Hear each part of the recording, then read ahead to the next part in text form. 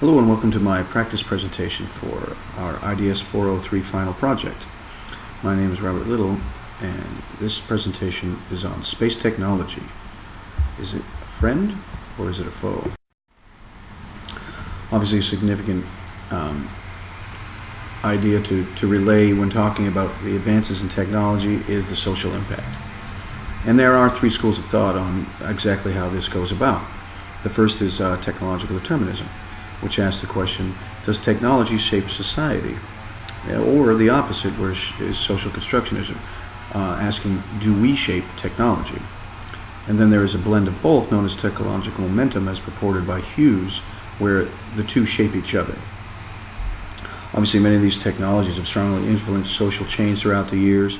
Three significant ones were running water, which in essence brought us out of the Stone Age, of course the major historical impacts of gunpowder, and more modern examples would include satellite technology, as well as many in the list that you see below.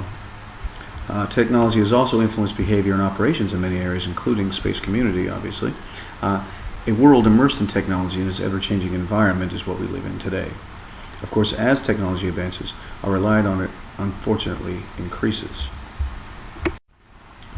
And as a control, technology has done what to us exactly? Well, we certainly know that with drones, as one pictured here, instead of a man on the ground sneaking into an element and making personal decisions on whether or not to blow something up, there's now a man who is displaced by 5,000 miles and simply plays, in essence, a video game and presses a button and destroys human lives.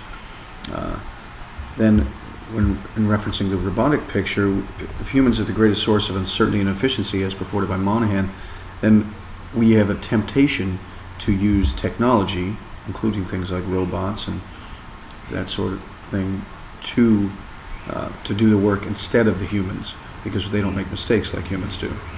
Additionally, we've got to balance security and liberty. How much are we willing to give up in order to be more secure?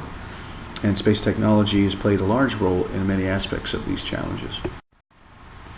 As it becomes more controlling, we have to highlight the good and the bad. We have the potential security increase, and the peace of mind, and there's additionally dynamic and variable uses for technology that are beyond belief in today's society. And of course, as technology becomes cheaper to the general public, we can all do more with less.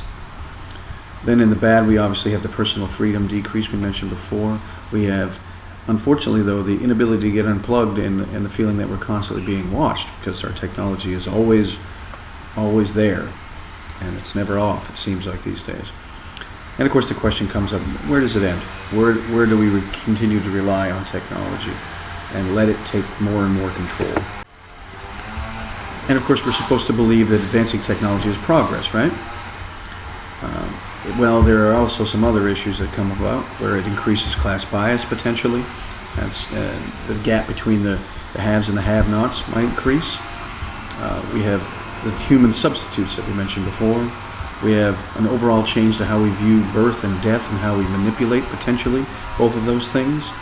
We have social perception effects such as Rayner's virtual panopticon, where the guard in the center of the round prison can view all of the prisoners, but none of them can see him. And then along with Turkle's alone together ideal of social media, as we sit in our computer and play on Facebook, we can all be alone in the room physically, but we're together on Facebook, and that unfortunately diminishes social interaction. And there are potential gender and demographic challenges, especially in today's transgendered world. And then there are significant questions on future use, the kinds of things that we can do, but should we, such as medical enhancements, cloning, and stem cell research. Specifically, my report will be on space technology, of course. And as it advances, government control over this medium increases and our personal freedoms decrease. This isn't the kind of technology that will ever be in someone's hand beyond the GPS device, of course, but I mean the use of significant satellite systems. And this is a world power entry into this field of play, which means the governments control it. And then a disturbing trend emerges as governments utilize this to induce control. We have increasing reliance on the non-humans to make more, as purported by Suarez, like the drone example I mentioned earlier. And then non-human devices increasingly employed to manage us humans, such as GPS, reliance for communication, and spy satellites. Here are some of my references, and I thank you for listening.